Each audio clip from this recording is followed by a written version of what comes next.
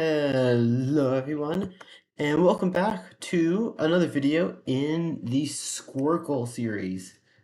This can be a little different from the other ones, where instead of deriving equations and integrating, we're really just going to be plugging in stuff, numbers, for n, just to double check our work and make sure that these formulas reduce to what they are actually supposed to reduce to, namely the area of a circle and a square and the other square. It'll make sense when we get there. Anyway, let's get started, shall we? So, what we're going to do is we're just going to calculate the area and volume of squirkles for any r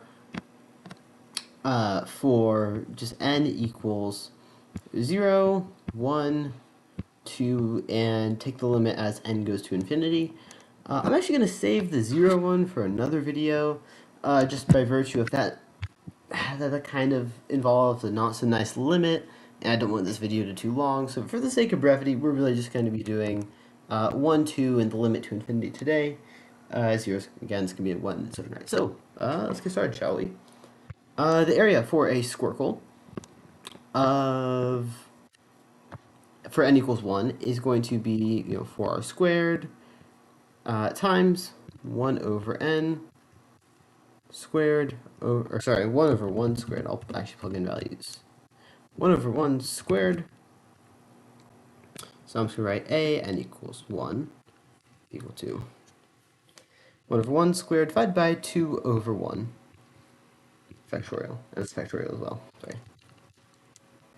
Alright, so we know here that 1 over 1 is just 1, and 1 factorial is still 1, and the numerator is then 1 squared, that's just 1. So this is going to give us 4r squared times 1, but then in the denominator, we're going to have, what, 2 over 1 factorial, that's just 2, so divide by 2, this is just going to be 2r squared. Now, this looks a bit funky, but let's calculate another way what we would expect this to be, because for n equals 1, what we have is not a normal square, it's actually going to be one slightly smaller than if we took the limit as n goes to infinity, because what we have is right here is a square where the diagonal is actually r. So this right here, that right there is our r. So if we want to calculate this another way, what we have is we have that being r, meaning that our side length is going to be r over the square root of 2. That's just by trig. What we again, let's do this real quick. We have an r.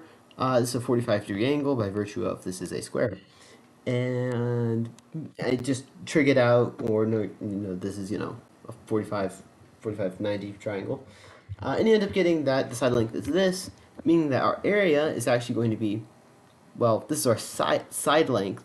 Sort of, it's like half our side length, you'll notice. So we really need this to multiply that by 2, and then we just square this to find the area, of course, meaning that we have 2r squared, and that just comes from 2 over square root of 2 being just the square root of 2, that squared, 2r squared, well, square r, you get r squared. So yes, this checks out. What do you know? So yes, it works for n equals 1. Let's do it for n equals 2. The area for n equals 2. So the area for n equals 2 is going to be equal to 4r squared times 1 over 2 factorial squared divided by 2 over 2 factorial. Okay. Denominator is pretty simple. That's just going to be 1. But the numerator, isn't that interesting? What we have here is, a factorial of a half, of course, which doesn't really make total sense with the traditional definition of a factorial. But if we were to define the factorial in terms of an integral, right, specifically, this integral right here, or I'll use t actually, t to some x, so this x factorial is just equal to t to the x, e to the minus t dt. we can define the factorial to be this, meaning that if we plug in a half here, we end up getting the integral from 0 to infinity of the square root of t, e to the minus t, dt. And all we need to do, all we need to do, is evaluate this. And the way I'm going to start, actually, is just by integrating by parts, or do integration by parts. So I'm just going to integrate the e bit and differentiate the square root bit. You'll see why in a second.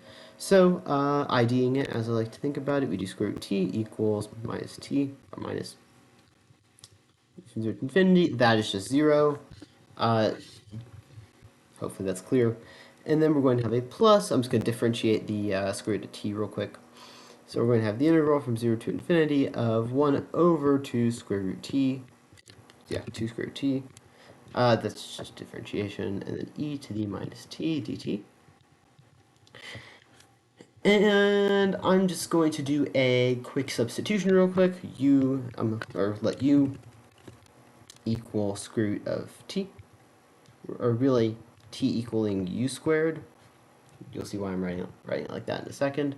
Meaning that our du is equal to, I'm just rearranging this, our 2 times the square root of t times du is equal to our dt.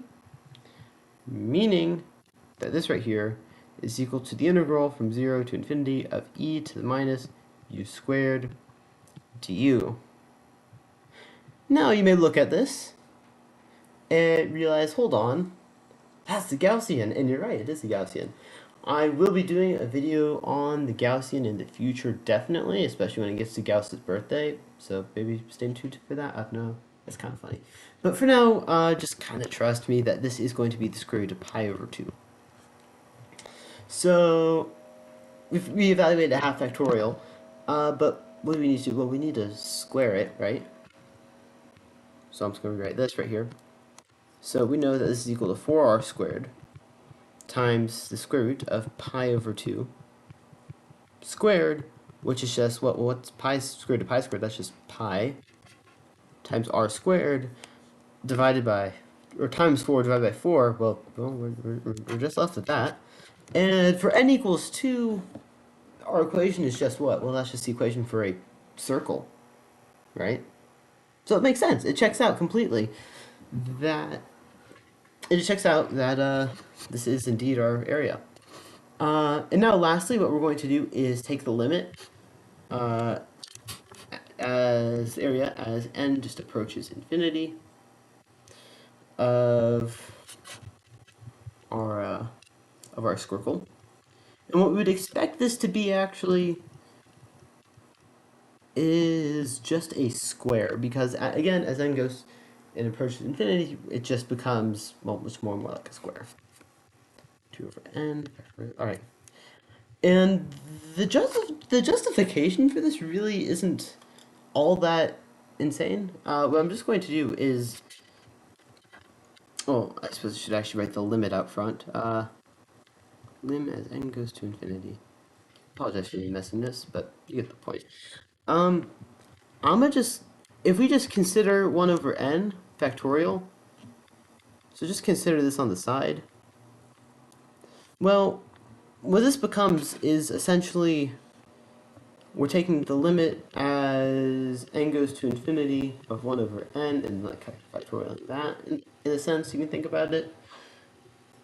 And this inside is just going to be 0, meaning that this just really becomes 0 factorial, which is just 1.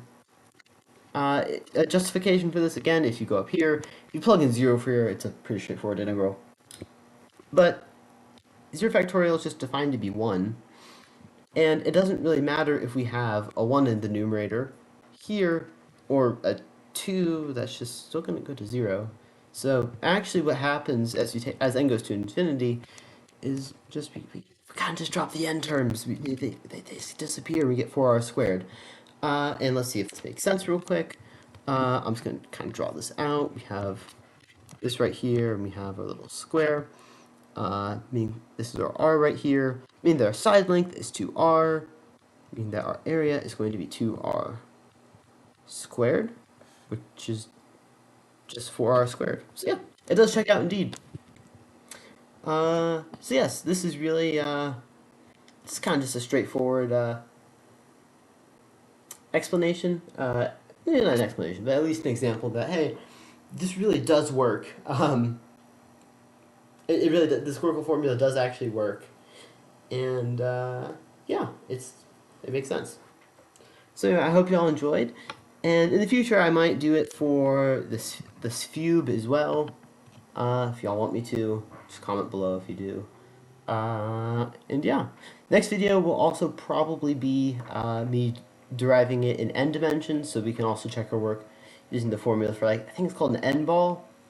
Anyway, at any rate, it's gonna be fun. So yeah, hope y'all enjoyed, and I will see y'all on the next one. Thank you for watching.